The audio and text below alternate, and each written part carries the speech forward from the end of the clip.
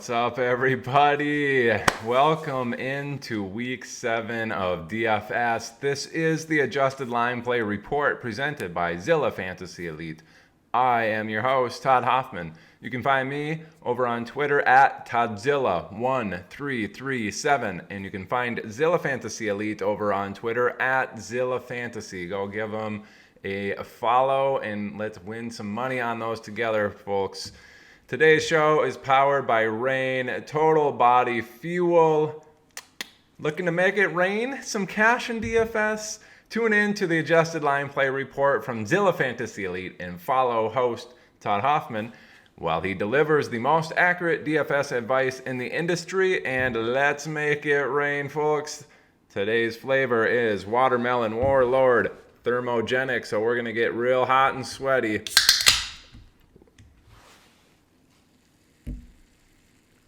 I don't know if the microphone can pick up the carbonation coming out of there. Watermelon Warlord, pretty dang good. All right, folks. As I said, we're going to make it hot in here. 6 for 6 on FanDuel this year in terms of playing in tournaments and actually winning more than the entry fees. So 100%. If you don't think this stuff works, I don't know what to tell you. 6 for 6 on FanDuel so far this year in tournaments, not in cash, in tournaments, making more than my entry fees put in. A lot of them have been 2.5, 3 times what my entry fees were. But every single week so far, we are in the positive. So just keep that in mind for this particular report. As always, we're going to go from the main slate and go through the games from the highest Vegas game total down to the lowest, and then we'll hit in the island games on Sunday night and Monday night for you, so you can win those monies over on FanDuel and DraftKings. So let's get this underway. Today's number one, or this Sunday's number one game on the slate is Seattle at the Chargers.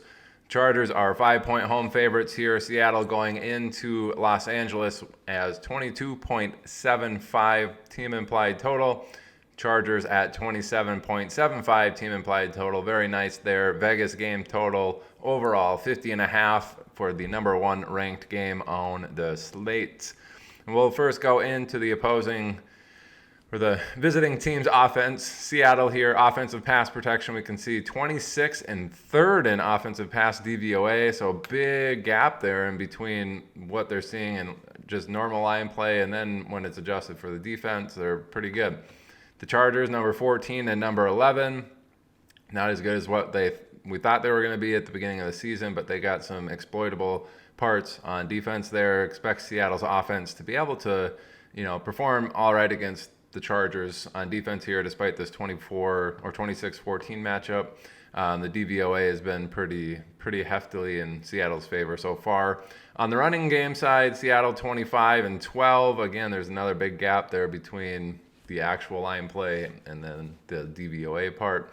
Chargers 16 and 22. You can run on the Chargers. They're just kind of middle of the pack defense here.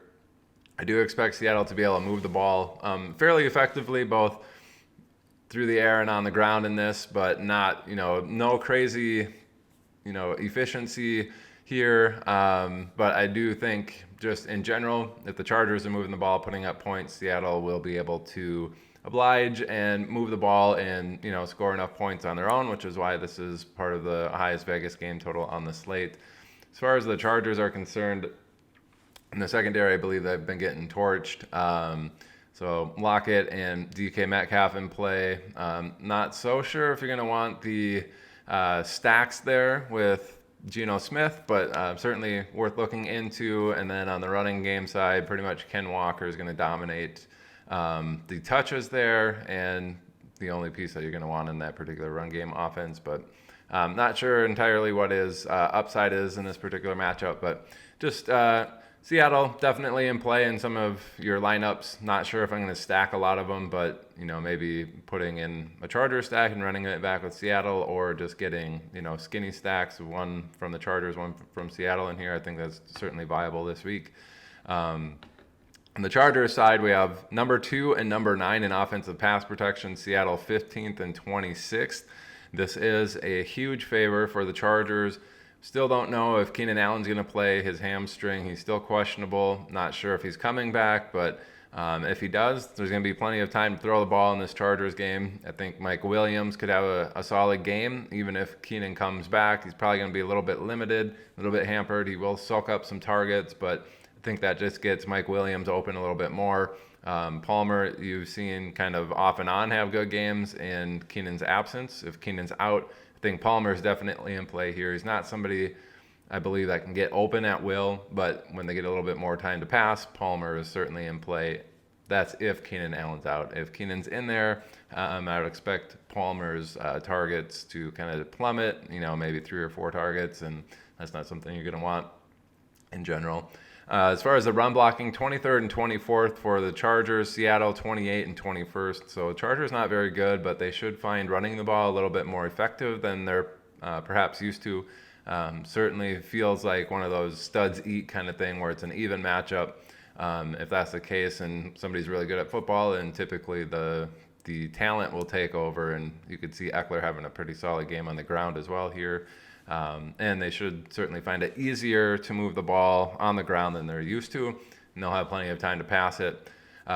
Certainly why they have a high team implied total this week, and I don't see any reason why they wouldn't do that. As far as pace, Chargers 6th overall in pace of play, and number 1 in offensive pace when they're in neutral situations, which is anything in the first half that is within 10 points is considered neutral situation. In the third quarter, it's anything within 8 points. And then fourth quarter and overtime are completely taken out. So they are just kind of, hey, it's a neutral situation. Game script isn't going to affect the play calling on this particular matchup. Or in this particular situation, the situation isn't going to dictate how the plays are called. And with that taking out, the Chargers are number 1 in offensive pace in those neutral situations, so they do play fast, and I do expect them to put up points. Seattle's probably going to have to pass in this one, and whether or not you believe this pass protection is going to hold up, if you do, certainly get those wide receivers in there. If you're not really sure if they're going to hold up, then maybe get some Ken Walker in there if you think those underneath targets are going to go to him if Geno's under duress. So kind of the number 1 game slate there. Certainly an interesting one, and I do believe points will be put up. We'll head over to, we have 2 games actually tied for number 2 on the slate, which is Kansas City at San Francisco, and we'll go over that one first. Vegas game total is 49. The other game total here that's at 49 is Detroit and Dallas, and we'll get to them next. This one's certainly interesting now that we got this Christian McCaffrey trade going. So Kansas City going into San Francisco as 1.5 point road favorites, actually. They're at a 25.25 team implied total. San Francisco at 23.75 team implied total for a 49 overall Vegas game total. Again, that is tied for second on this slate this week. We'll get into the road team here. Offensive pass protection for Kansas City, number 7 and number 2. San Francisco, number 3 and number 7. Bosa is out, though, so that might not be as adept as it was, 2 weeks ago when Bosa was in there. As far as the run blocking, 21st and 19th. San Francisco, number 2 and number 1. Again, that's with Bosa. Doesn't seem like it's potentially as good of a defense now. We saw them get beat, last week? Kind of give up some points there in a game that they should have won. Defense couldn't really hold it in, and kind of a surprising loss there for their particular game. With that being said, I do think Kansas City is going to have to be able to pass the ball in this particular matchup. The run game, I think, is too big of a differential. They're not super good there. The talent, Clyde Edwards-Helaire and Pacheco and McKinnon, not necessarily going to blow the socks off of San Francisco there. I think the run game will struggle a little bit in this, and that's going to lead to more Kansas City passes. If the pass rush can get after Kansas City, you're going to see more underneath stuff. That's probably Travis Kelce, that's Juju, and maybe McKinnon or Clyde Edwards-Helaire getting those dump offs. Just keep that in mind. I don't think the deep targets are going to be super viable this week. However, if you think with Bosa being out, they're going to be able to do that, you might be able to get into MVS or Mecole Hardman thinking that they're going to get some deeper shots there. But I would stick to the Kelce's, and maybe Juju in this is viable. There's not going to be a ton of people on him. Just worth looking into on that particular end. And Mahomes, obviously, for your DFS stacks, if you want to get into this game and you think it's going to kind of shoot in or go into a shootout, could be that way. San Francisco defense in play. Obviously, if you think they're going to have a lot of pass attempts, chances for sacks, and still get after them without Bosa, worth looking into. I don't think a lot of people are going to choose them, going against Kansas City there. So tournament viable anyway. On the San Francisco end, it gets a little bit interesting with the Christian McCaffrey trade. Their offensive pass protection, number 10 and number 7. Kansas City's defense, number 12 and number 28 when it comes to DVOA. I think San Francisco is going to have time to pass in this, and usually what that means is more passes available to Aiyuk deep. We saw last week, hey, I had him in like a third of my lineups. I told you that pass game was going to be good. They're going to have time, and usually that's good for Aiyuk. I had Aiyuk in about a third of my lineups on FanDuel, and guess what? He scored two touchdowns. This could be another similar game for San Francisco where I think they're going to have time. I don't think McCaffrey's going to have enough time to get acclimated into this offense. He's probably not going to be getting, 60-70% snap share here, so it's going to be like the Jeff Wilson, Christian McCaffrey, Tyrion Davis-Price kind of three-headed monster this week, I'm assuming. And what that's probably going to do is just open up that pass game even more, especially if McCaffrey's in there. I would expect the ball probably to go to him if he's in there. He's not. Maybe they're going to use him as a decoy. We'll see. But if they're using him as a decoy, hey, Aiyuk again in this, getting that pass protection shored up. Could also mean some more targets to Kittle as well, especially if you think, hey, maybe Kansas City's number 12, 10. That's going to be like a studs eat kind of thing. San Francisco's got plenty of those. So, Debo obviously is going to be super popular. I've been hearing like the DFS shows talk about him in this particular matchup, and Kansas City giving it up to the wide receiver ones on the particular teams. But Debo is very good.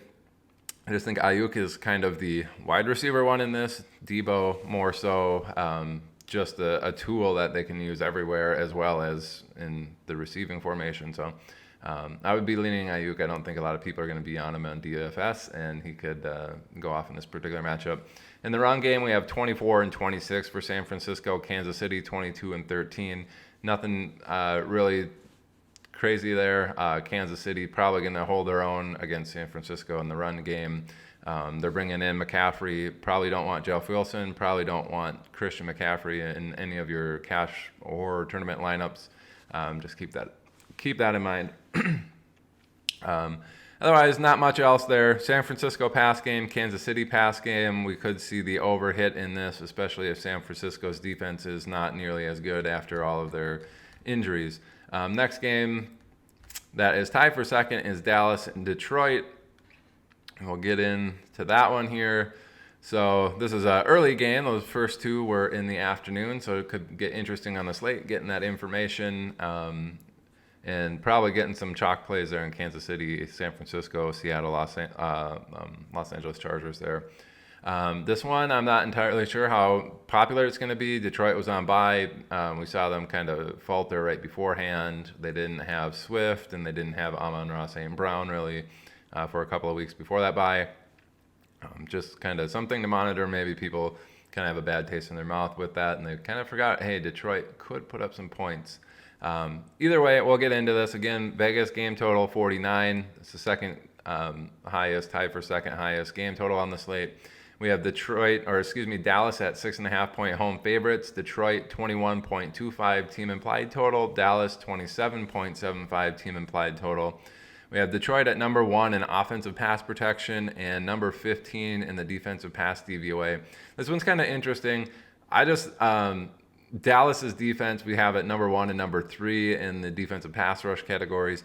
I just want to see this in terms of real football. Dallas's defensive line versus Detroit's offensive line. I know Detroit had some injuries there at one point on the offensive line, but I think that's just a battle to watch if you're into football. The Detroit offensive line super good, especially in the pass protection. We see in the run blocking number 3 and number 5. They're just, they're an absolute unit on offense, and I want to see how Dallas's pass rush kind of stacks up against Detroit's offensive line. If you think they can kind of stifle Dallas's pass attack, you might see Detroit kind of burn them in the pass game. We certainly should see their run game succeed, number 3 and number 5 versus Dallas's number 13 and number 17. So I expect Jamal Williams and DeAndre Swift to have efficient games on the ground. I believe Swift he's going to play. I believe he is questionable coming in, at least on Friday.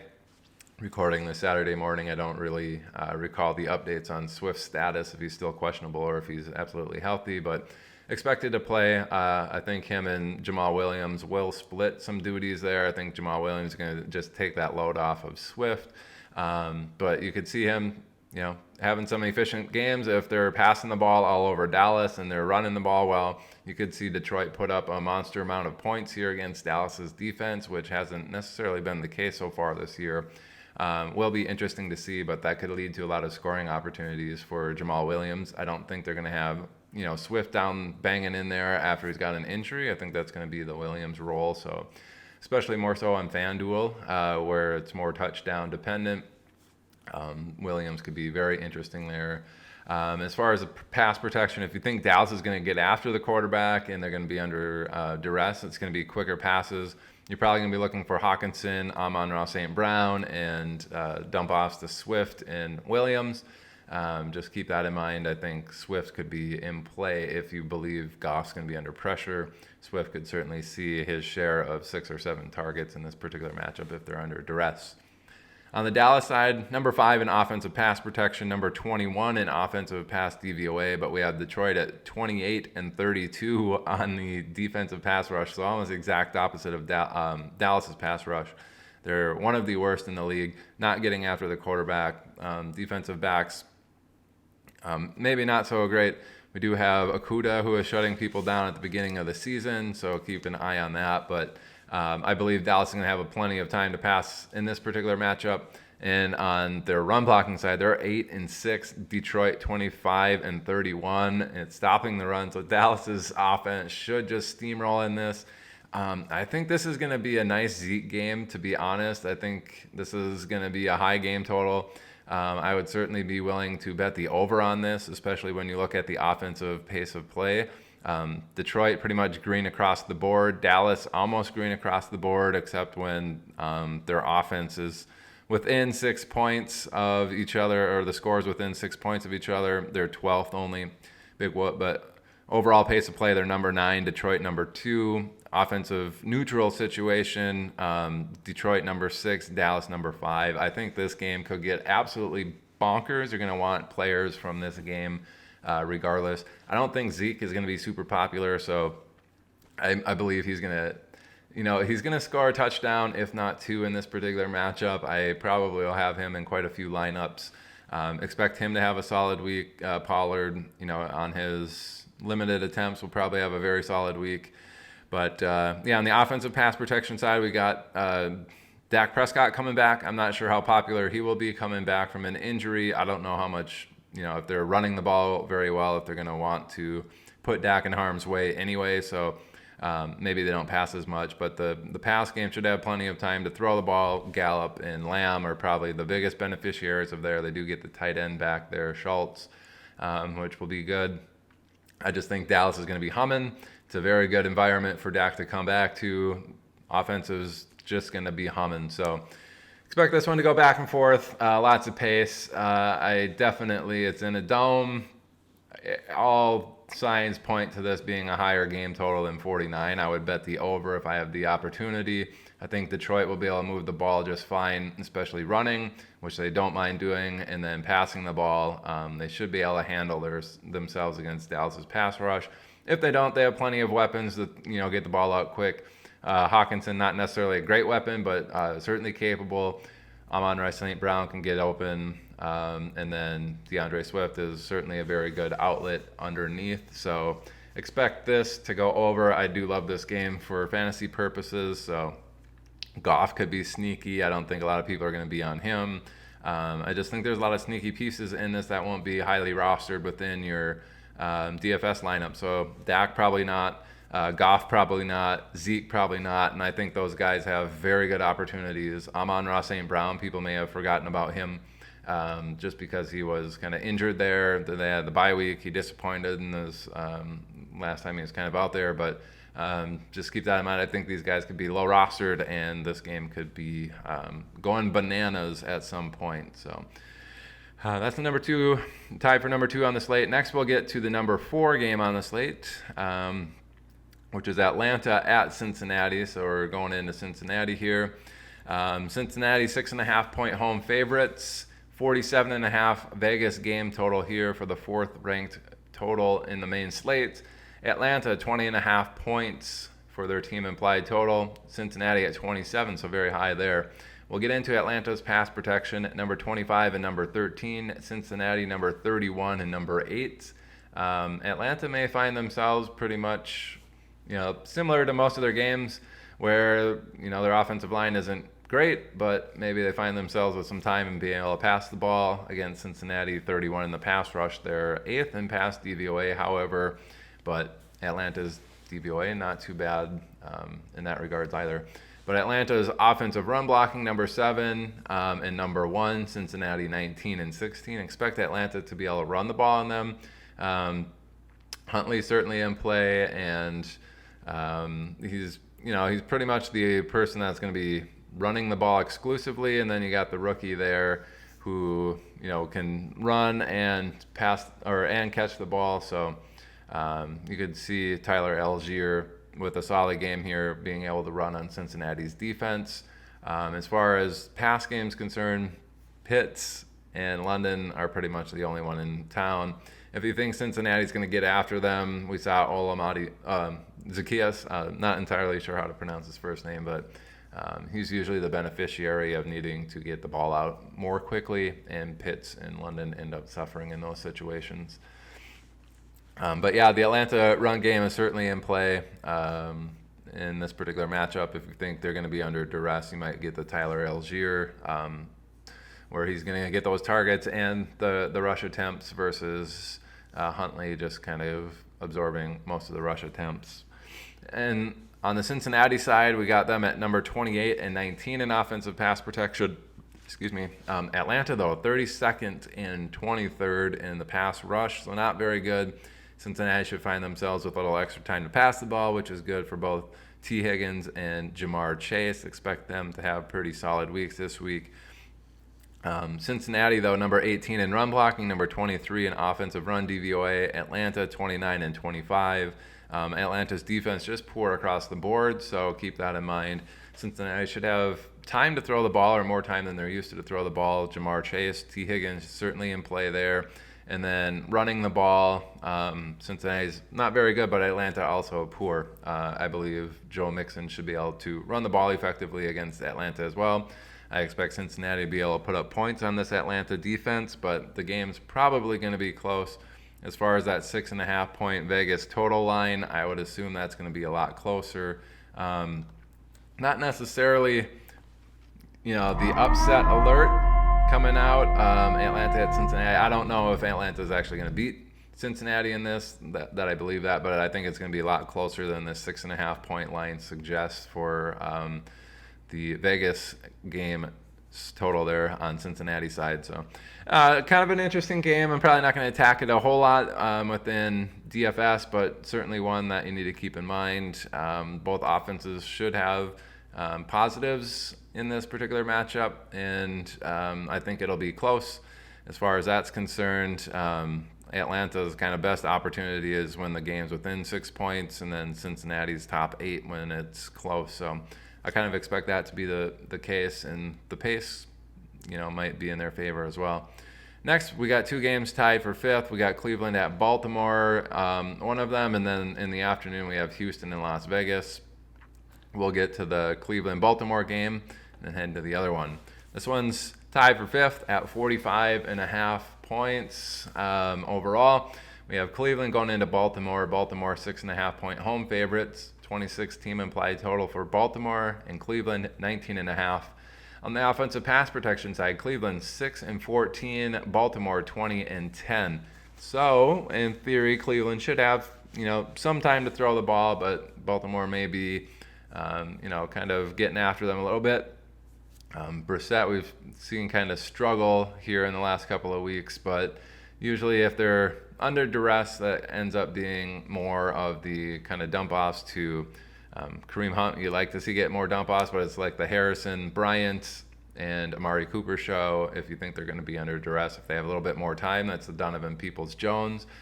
They could have a little bit more time in this, which could mean Donovan Peoples-Jones is sneaky in DFS this week as a very cheap option. 100-yard bonus, probably not out of the question if you see him get like a 65, 70-yard bomb in this particular matchup. Cleveland's run game, though, should be very effective. Number 6 and number 4, Baltimore 27th and 24th. I expect Chubb to have a really solid game in this. I don't mind him at all. Cleveland does play fast when they're trailing by 7+, if you think that's going to be the case. Cleveland's one of the faster teams when they're trailing by 7+, so just keep that in mind. But Chubb should be very effective in this. Hunt should be very effective, especially if you think they're going to be getting after the quarterback. Hunt may see a few extra targets in this. On the Baltimore side, they're number 12 and number 4 in the offensive pass protection. Cleveland pretty poor, 21st and 27th. We do have Bateman, I believe, still questionable for this particular matchup. But, if they got time, you're going to see Mark Andrews probably with plenty of targets. And if we have Bateman in there, I do like his chances of succeeding. If he's not in there, Duvernay should be a solid option this week. As far as the run game, Baltimore 22nd and 3rd. Cleveland, absolutely horrendous, 31st and 30th. This means Kenyon Drake is probably going to be a very solid option. If you have him for cash lineups, I would certainly get him in there. He's probably cheap, and he's going to get you to other players that are more expensive on this slate. So Drake and cash, I'm not sure how popular he will be in tournament lineups, but he should be successful in this particular matchup against Cleveland. So kind of a interesting thing there where, hey, you're starting Kenyon Drake and maybe you're sitting Antonio Gibson. Not something you probably thought you're going to say going into the season at any point, right? So very interesting game there at number 5, tied for 5th. Next, we'll get to the Houston-Las Vegas game, which is the other one that's tied for 5th on this main slate. And we have Houston going into Vegas. Vegas has 7-point home favorites, 26.25 team implied total for Vegas. Houston 19.25. Again, that Vegas game total 45.5 and tied for 5th on the slate. On the Houston side, offensive pass protection 16, pass DVOA 28. Las Vegas 25th and 30th against the pass. Expect Houston actually to get some time to pass the ball in this particular matchup. I don't mind Davis Mills this week. I think this could be one of those sneaky matchups where he hits over 300 yards and maybe 2 touchdowns. Brandon Cooks and Nico Collins certainly in play. I think Nico Collins is going to be very low owned or low rostered in this particular week. Excuse me. So he is certainly a sneaky play. Him and Donovan Peoples-Jones, those former Michigan guys, could be solid this week. Just keep that in mind. On the run blocking side, Houston 12th and 25th, Las Vegas 6th and 15th at stopping the run. Expect Dameon Pierce probably get some volume, but I don't know how effective he's going to be against the Raiders. I feel Houston's pass game is where it's going to be at this particular week. And I like Brandon Cooks, and I like Nico Collins this particular week to have some pretty sneaky upside there in some DFS and some of your seasonal long lineups. On the Las Vegas side, it gets very interesting for Josh Jacobs. Their pass protection for Vegas 17 and 23, Houston 26 and 16. Kind of a mismatch on both sides there, but one for Houston, one for Vegas. Probably more of a studs eat kind of week, which, better for Devontae Adams, but as I said, Josh Jacobs, probably his week to shine. Number 1 and number 8 for Vegas in run blocking and run DVOA. Houston 23rd and 29. I fully expect Josh Jacobs to have a solid week. Here's where it gets a little interesting. They're coming off a bye. They have Zamir White there that they drafted in the 3rd round fourth round. Either way, a lot of times when these teams are coming out of byes and these rookies are kind of getting acclimated, you'll see the rookies have a different role after the bye week as they kind of, okay, now that you got your feet on the ground, we're gonna get you a little bit more repetition and stuff in these games. So I could see Zamir White eat into some of that Josh Jacobs volume in this particular week. It's something to watch out for. I don't necessarily think that's going to be the case. New coaching staff, it seems like they're plenty intent on running Josh Jacobs into the ground. But just something to monitor. Josh Jacobs probably going to be highly rostered in this particular week, both in cash and in tournaments. Just something to watch out for. He's going to be popular, but Zamir White could eat into some of that production. Wouldn't be completely surprised if you see like a 60%, 40% split, but not something I'm expecting. I just wouldn't be surprised if that happens. But the run game for Vegas should be very solid. And then Houston should be able to, match their scoring pace. Expect this one to maybe be a little bit closer than Vegas is suggesting. I think Houston's pass game will be effective, and Vegas kind of running the ball effectively will probably keep the score a little bit closer than what Vegas is saying here. But yeah, some pieces here for DFS. Some sneaky ones too if you want to get dirt cheap with Nico Collins. Brandon Cooks, I don't know how popular he's going to be, but Josh Jacobs certainly in play in this particular slate without a bunch of other studs in there. So we'll get to the number 7 game on the slate, New York Giants at Jacksonville. Another early game here. And we have Jacksonville as 3-point home favorites.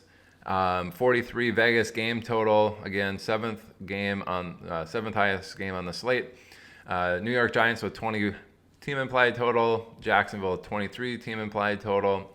New York Giants 31st in offensive pass protection, number 12 in offensive pass DVOA. Jacksonville though 30th and 13th in pass DVOA. Giants might find it a little bit easier to pass the ball than they're used to. In this particular matchup. Unfortunately for the Giants, they don't really have a ton of options in the pass game outside of Barkley. Wan'Dale Robinson, probably the biggest beneficiary of anything in this particular matchup. So certainly one to watch out for, and pretty much the only one that you're probably going to want. You could see Slayton, if he's in there, Darius Slayton, not Darius Slayton.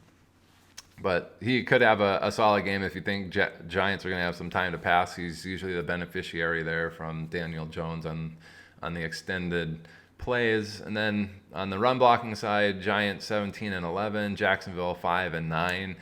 I don't expect Saquon Barkley to have a very good game running the ball against Jacksonville. Whether or not you think the Giants are going to be under duress or not, I don't think they will be, which probably means not a ton of Barkley targets. Even though they're down a bunch of wide receivers, I think if the Giants have a little bit more time to throw, it's just going to be a little bit less dump-offs to Saquon Barkley.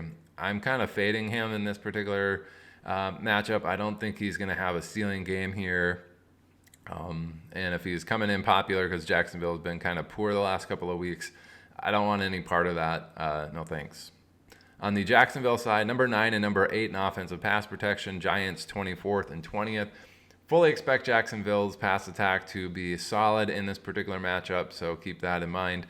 The run game 30th and 17th, Giants 30th and 28th. Jacksonville run game may find it easier than typical to run the ball in this particular matchup, but obviously they're not doing so well in that department. I think Jacksonville is going to find it a lot easier passing the ball, and I think that's how they're going to do it. Zay Jones certainly in play. I think this is another Christian Kirk week. He's been burning people the last few weeks. We saw him at the very beginning of the season look like, hey, he's a bona fide RB2 rest of season, or RB2 wide receiver 2 with wide receiver 1 upside. And then he's kind of disappointed after people got on that train the last couple of weeks. So I think he gets back on track this week. I think Zay Jones has another solid week. Just kind of probably avoiding that Jacksonville run game. Jacksonville should have plenty of time to pass and move the ball through the air. Trevor Lawrence certainly in play if you want to get, a double stack with Trevor Lawrence and Zay Jones and Christian Kirk. That could get really sneaky in big, large field tournaments. I don't think a lot of people are going to be playing that. And it could be successful in this, especially if you think the Giants are going to be able to move the ball on Jacksonville via the air. Could could get interesting there as far as tournaments are concerned. Number 8 game on the slate, Indianapolis at Tennessee. We have Tennessee as 2.5-point home favorites. Indianapolis 19.75 team implied total. Tennessee 22.25 for a Vegas game total of 42 overall. Number 8 game in the main slate. Indianapolis 23rd and 30th in offensive pass protection. Tennessee 19 and 29. Expect Indianapolis to have a decent amount of time to pass the ball. I think there's a fairly even matchup. If that's the case, we could see Matt Ryan with another solid game. We look at the run game side, it's a little scary. Indy 31 and 32, Tennessee 8 and 3rd. Stopping the run, we have Jonathan Taylor most likely coming back to play this week. I believe he was off the injury report, so he's coming back to play. Could he bump this from 31-32 up a little bit higher, or is Indy's offensive line just that bad? Regardless, I don't think JT is somebody that I'm going to want to start. I think it's the Indy pass game that's going to be a little bit more successful in this game, especially if JT's back. He's going to absorb a lot of the defensive attention, where it should open up things, especially for Michael Pittman in this matchup. Outside of that, I'm not entirely sure if you want to gamble. Alec Pierce has been more productive than Paris Campbell over the course of the season, but we saw Paris Campbell come through last week, 11 targets, big week for him. So he's certainly in play, and probably a low rostered type of guy for DFS as a dart throw, avoiding that run game. And I think JT is pretty much the only guy you're going to want in that particular scenario. As far as Tennessee is concerned, on their offense, 22 and 11. Indianapolis, number 11 and number 18 in the pass rush. Tennessee probably going to be under duress a little bit in this particular matchup, and the run game, very similar. Indy, number 3 and number 6 at stopping the run. Tennessee, kind of middle of the road there, 13 and 18. I don't expect Derrick Henry to have a huge week. With that in mind, if Indianapolis is going to be stopping the run like that, I don't think Henry's going to be super great. Tennessee's offense on the pass protection isn't like a great matchup either. I don't know if Tennessee is going to necessarily be able to move the ball very well, and we'll go ahead, and there it is. Hey, I think this is upset. I think Indy goes into Tennessee despite being the underdog, and I think Indianapolis can go in there and win this particular game, even with their run game not being so great. But yeah, I expect this one to be close, as Vegas is suggesting. I just don't like Tennessee's offense. One thing to watch out for, as I said, rookies coming off of those bye weeks. Tennessee's got a bunch of them. Hassan Haskins, watch out for him to see if he's getting any additional run after this bye week. Watch out for Chigawakwo, the tight end there. You could see him kind of take over as that lead back. That's something I'm very interested, or lead tight end. Something I'm very interested, especially in seasonal long leagues, if Tennessee is going to be kind of this middling, terrible defense that's, good at stopping the run, but not very good at stopping the pass. They're probably going to get passed over in a lot of these, passed all over in a lot of these games, and maybe be more so in comeback mode. Pass protection we see at number 22, which probably means they're going to be under duress a little bit more. So that rookie tight end, very interesting. Maybe somebody that you can just scoop off your waivers in most leagues. Somebody to watch out for there. And then Kyle Phillips has been in play since week 1, but somebody to watch out for to see if his role changes after this bye week. So a lot of interesting pieces, dynasty and season long there. Just not super interested in this particular matchup for DFS. I don't think I'm going to have a lot of it going forward, but more interesting within your seasonal long leagues for dynasty and redraft leagues. So things to watch out for, at least on the Tennessee side. And the Green Bay Washington game, they're number 9 on this slate at 41.5 game total. Washington actually underdogs at home here, so Green Bay 4.5 point road favorites. They're at 23 team implied total. Washington 18.5 team implied total. Kind of just moving forward, Green Bay and DFS is kind of off my radar. I don't care if it's the team that they're playing or Green Bay themselves. I'm avoiding most of the people in the matchups. Green Bay's defense is supposed to be good, but we haven't necessarily seen that even in plus matchups. And then Green Bay themselves play super slow, so they're gross. You see pretty much everything red. Offensive play themselves, everything red. The opposing offense, everything, they just play slow against Green Bay, except the pace of play when the offense is beating Green Bay by 7 or more is quick. So I don't expect Washington to be doing that, so they're probably going to be playing slow themselves, despite what this is saying. As far as Green Bay is concerned, number 13 and 16 in offensive pass protection. Washington, number 4 and number 19. They did lose Chase Young, so I don't know exactly how good the pass rush will be.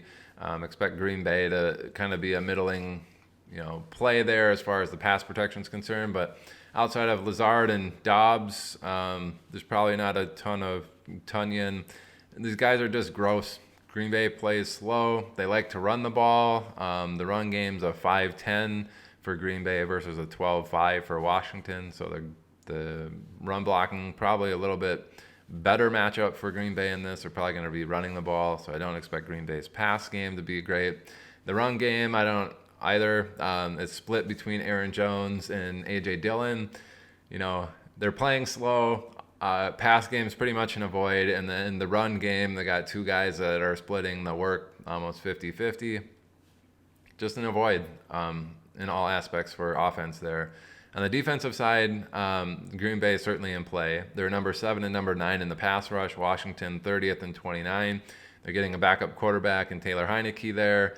Could be a big week for Green Bay, but we've seen them flounder just in general in other plus matchups. And Taylor Heineke is mobile, kind of a wild card. Never know what you're going to get. Could be poor. It could be amazing. So Green Bay defense, probably the best part of their entire aspect as far as DFS is concerned. On the run side, 29 and 29 for Washington. Green Bay, 32nd and 32nd in stopping the run. Washington should find running the ball a lot easier, and if that's the case and they're under duress, they're probably going to keep the ball out of Taylor Heineke's hands, especially if Green Bay is playing slow and not putting up a bunch of points. This could be the Brian Robinson show. He's probably the best option out of anyone on this entire slate, outside of maybe J.D. McKissick. If you think Green Bay is going to be able to put up some points on Washington, and then Washington's going to be kind of in that comeback mode, but under duress, J.D. McKissick could see a bunch of targets in this particular matchup. I just don't like the pace necessarily for that to happen. Green Bay plays slow. The opponents, when they play Green Bay, play slow. So keep that in mind. I think pretty much in this game, J.D. McKissick and Brian Robinson are the only ones that you're going to want in any sort of tournament. Otherwise, I'm kind of avoiding most of Green Bay pieces on offense and probably the Washington pass game altogether, just based off of the pass protection issues there. Let's get on to the 10th game, which is Tampa Bay at Carolina. Womp, womp, womp. Carolina just got rid of Christian McCaffrey, so keep that in mind on this. Tampa Bay, 13-point road favorites over Carolina. 26 team implied total for Tampa Bay. Carolina, 13 points. Offensive pass protection for Tampa Bay, 3rd and 10th. Carolina, 29th and 25th at getting after the quarterback. Huge plus matchup here for Tampa Bay's pass game. In theory, this should be a smash for the Tampa Bay stacks. You could do those onslaught stacks. You expect them to be up, scoring points. But we've seen Tampa Bay kind of fall flat and not want to push the pace necessarily in these particular matchups. But it'll be one to watch. We've seen them kind of flounder in 2+ matchups in a row. Coming into a 3rd week in a row here against Carolina with another plus matchup. I do like Godwin and Evans, obviously, in the pass game. If they're going to have a bunch of time to pass, that's probably where the ball is going to end up. Cade Otton at tight end as well. In the run game, 27th and 30th. Carolina, 14th and 19th. Tampa Bay probably not going to be super efficient running the ball and have plenty of time to pass the ball. I expect the pass game to be, what they're going to be doing this particular week. Do I want to do a Tom Brady stack with Godwin and Evans? I don't know necessarily. Seeing them struggle. Vegas thinks they're going to be putting up a decent amount of points, and they're on the road. Could be an ugly game.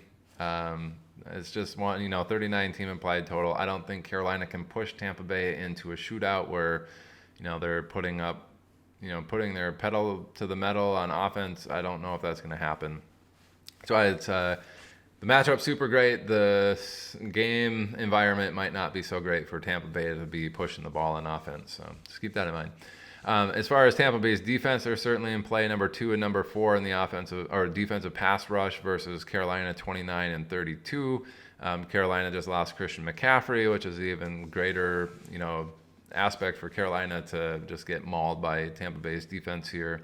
Running the ball, Tampa Bay 11 and 8, Carolina 10 and 16. Now that we have Chuba Hubbard and Donovan Foreman taking over, it could be even worse than the 10 and 16 is suggesting for Carolina.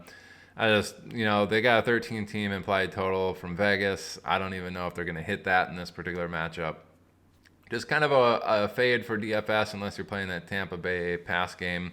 I just don't think there's going to be a lot of back and forth in this matchup as Carolina's offense, I don't think, can maintain that kind of play. Finally, we'll get to the New York Jets and Denver, which is even more gross than that one.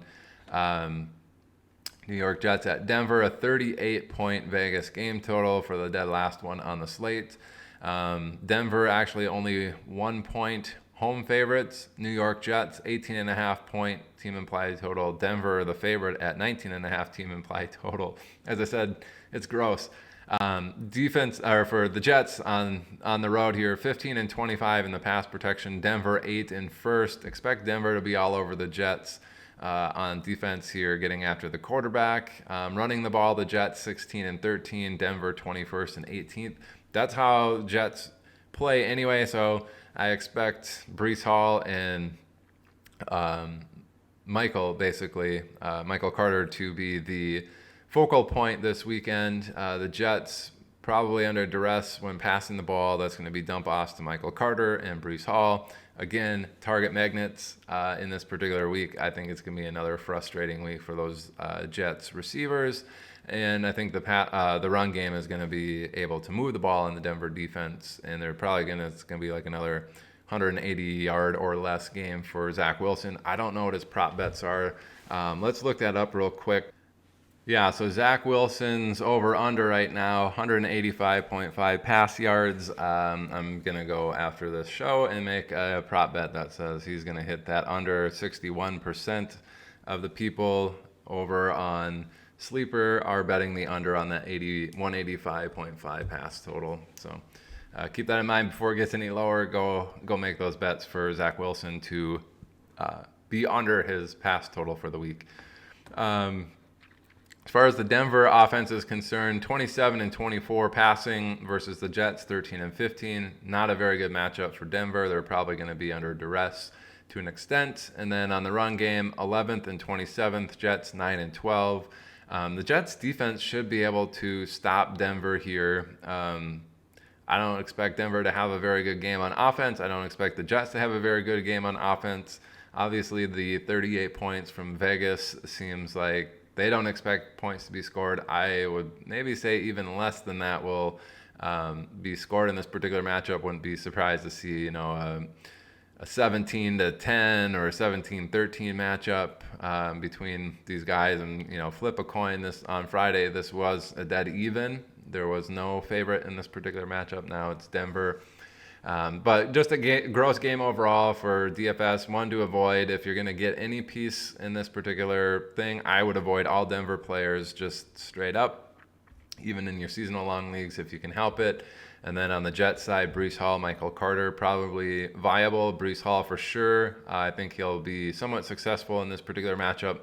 And then I think he should see quite a few targets on offense. I just don't expect Zach Wilson to be very efficient with those targets. And that's going to do it for the main slate. We'll head over to the Island game so we can get some money. I usually play over on DraftKings for those with the captain's chair. Pittsburgh at Miami, Sunday Night Football. Miami 7.5-point home favorites over Pittsburgh. 19 team implied total for Pittsburgh, 26.5 for Miami for a 45.5 Vegas game total. Pittsburgh number 11 and number 20 in offensive pass protection. Miami 18 and 31. I expect Pittsburgh to have some time to pass the ball. Whether or not it's Trubisky this week or Kenny Pickett remains to be seen. Hopefully Pickett, he seems like he is better than Trubisky. and can actually move the ball. Pittsburgh's run blocking 26th and 31st versus Miami 4 and 7. Bet the under on any sort of Najee Harris rushing totals in this particular matchup. The pass game is probably where it's going to be at for Pittsburgh. Should see a little bit more time. Deontay Johnson, George Pickens certainly in play there. And not sure what's going on at the tight end position if we're going to have Freiermuth back. If he's not back, Claypool certainly in play. Sees a few more targets when Freiermuth is out. But yeah, either Deontay Johnson or George Pickens. Johnson's probably more expensive than Pickens. Pickens going to be who you're going to want in DFS. On the Miami offensive side, 19 and number 5 in the offensive pass protection. Pittsburgh 23 and 17. Their run stopping is a lot better at 7 and 10. Miami 28 and 15. Miami going to have to pass the ball in Pittsburgh. I think they should be fairly successful doing so. Tyreek Hill, Jalen Waddle should be plenty good. If you think that's maybe not in play. Gesicki, you see him have some big blow-up weeks. But, yeah, I think Miami pass game should be fine. And whether or not you want to get their quarterback involved, probably not a bad idea. But I think the pass games for both Pittsburgh and Miami are where it's at, and that's probably where you're going to want to attack in this island game.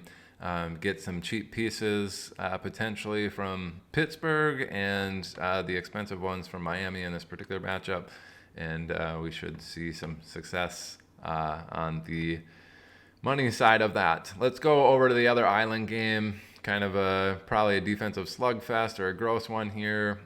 Chicago going into New England on Monday Night Football. New England 8-point home favorites. Chicago 15.75 team implied total. New England 23.75 team implied total for a Vegas total of 39.5 gross. A lot of under 40s this year. I don't know what's going on, but I don't like it. On the pass protection side for Chicago, 32nd and 31st. New England 6 and 6. Island game, New England defense. How about that? Maybe put them in your captain spot in this particular matchup. We do have Chicago's run game at 14 and 22. New England 18 and 26 at stopping the run. Montgomery, Herbert, probably the only viable options there in Chicago in this particular island game. New England, though, I think on defense would be a wise play to get in most of your lineups. On the New England offensive pass side, 21st and 18. Chicago 22nd and 14. That's pretty neutral. I would expect, studs to eat. I don't know if they really have studs, but Jacoby Myers, it sounds like Mac Jones is back and going to play. But on the run blocking side, that's probably where you're going to want Rhamondre StevenSZN. Put him in your captain spot, which is going to be super popular. Or put New England's defense in the captain spot, which is certainly going to be a lot cheaper and a lot less played. If you want to win the tournament, that's probably where we're going to have to go. But I think Rhamondre StevenSZN, number 4 and number 14 for New England. Chicago 24th and 27th. Fully expect Rhamondre StevenSZN to have a big game here. Top plays, Rhamondre StevenSZN and New England's defense in this particular matchup, and then probably some of the other New England offense. If you want to get like a Herbert or a Montgomery in there and then do 5 New England, including the defense, that's probably the routes that I'm going to go for this particular matchup this week. Anyway, folks, that's going to do it for the Week 7 adjusted line play report. Hopefully you took away some information that will help you succeed in your daily fantasy games and as well as your dynasty and season-long start-sit decisions. Go get those prop bets out and win some money together. I think that's the whole slogan. Let's go out there and win some money together, folks. Thanks for watching. Hit that subscribe. Go into Twitter and follow. Appreciate the view. Thanks, everybody. Bye.